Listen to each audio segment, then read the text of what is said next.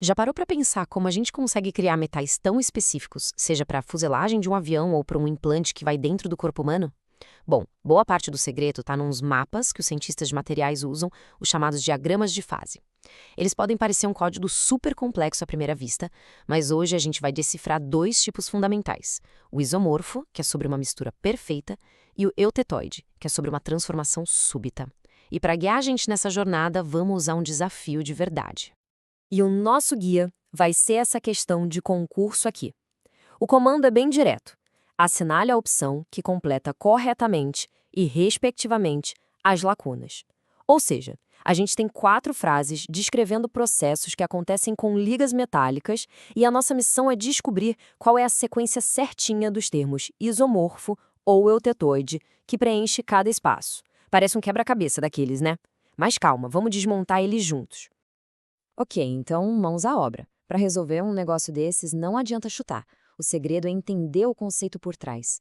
A gente vai construir esse conhecimento sobre os dois sistemas, passo a passo. E você vai ver que no final a resposta não só vai fazer sentido, como vai parecer óbvia. Nossa primeira parada, o sistema isomorfo. O nome pode até soar meio esquisito, mas a ideia por trás dele é super elegante, bem direta. Pensa numa coisa, uma mistura perfeita. E o ponto-chave é exatamente este. Num sistema isomorfo, os dois metais se dissolvem um no outro de forma completa. E não é só quando eles estão líquidos, não. É também quando eles estão sólidos. Eles formam uma única fase sólida, sabe? Uma mistura totalmente homogênea. A palavra que a gente tem que guardar aqui é solubilidade total. E aqui está o exemplo clássico que mostra isso perfeitamente. O diagrama do cobre-níquel. Olha só, tem só uma região de fase sólida, que a gente chama de alfa. Não importa a proporção de cobre e níquel que você misturar, quando solidificar, vai ser sempre essa solução única. É uma transição limpa, sabe? Simples, contínua. Agora, fazendo o link com a nossa questão, uma das frases diz exatamente isso, um processo de solidificação gradual.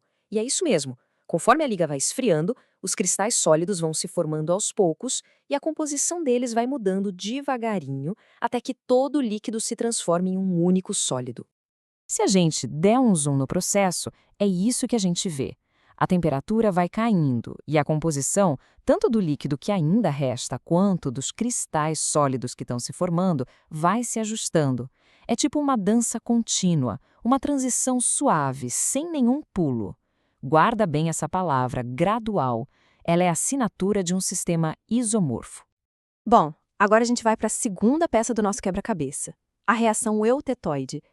Se o sistema isomorfo era sobre mistura e continuidade, o eutetoide é sobre transformação e uma mudança bem abrupta. A própria definição já entrega a grande diferença. Aqui, a gente não está partindo de um líquido. A gente está partindo de um sólido que, quando chega numa temperatura certinha, se transforma em 2 novos sólidos. E eles são completamente diferentes do original. A transformação acontece inteirinha no estado sólido. Dá para resumir assim: um único sólido inicial, quando é resfriado, se quebra, se reorganiza em 2 novos sólidos, diferentes entre si. Pensa num bloco único que, de repente, vira uma estrutura mista. Essa reação, por exemplo, é fundamental para a gente criar diferentes tipos de aço. E aqui está outra pista da nossa questão. A palavra-chave para o eutetoide é abrupta. A transformação não é gradual. Ela acontece numa temperatura fixa e o resultado é uma estrutura com 2 fases bem distintas, todas misturadas. E o resultado visual disso é fascinante. Geralmente se forma essa microestrutura em camadas, que a gente chama de lamelar. Olha só essas listras, umas claras, outras escuras. Cada uma delas é uma daquelas novas fases sólidas que se formaram ao mesmo tempo. É como se fosse a fotografia de uma transformação eutetoide.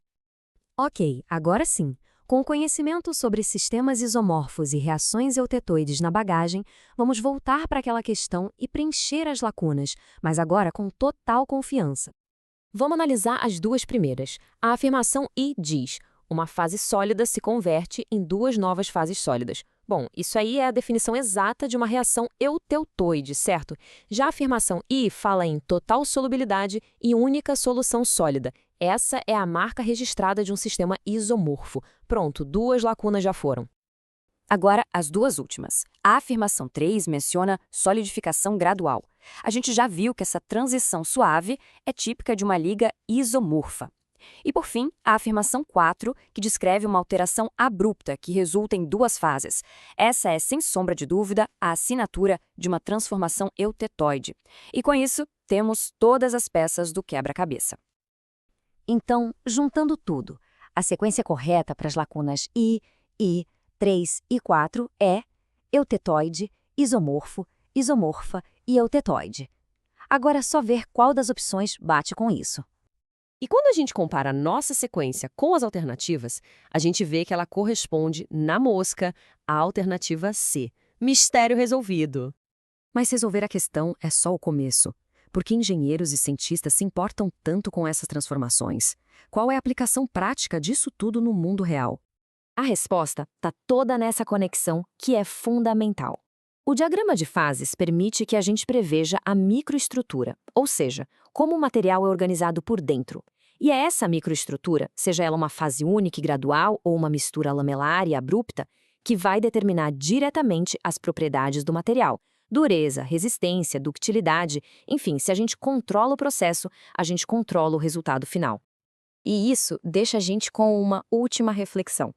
A gente falou de processos graduais e abruptos, o que leva a gente para uma variável que é crucial: a velocidade. A rapidez com que a gente resfria o material pode mudar absolutamente tudo. Um resfriamento lento pode seguir o mapa do diagrama à risca, mas um resfriamento rápido? Ele pode rasgar o mapa e criar estruturas totalmente novas, com propriedades que a gente nem imaginava. No fim das contas, entender esses diagramas não é só sobre ler o que já existe, é sobre ter o poder de criar os materiais do futuro.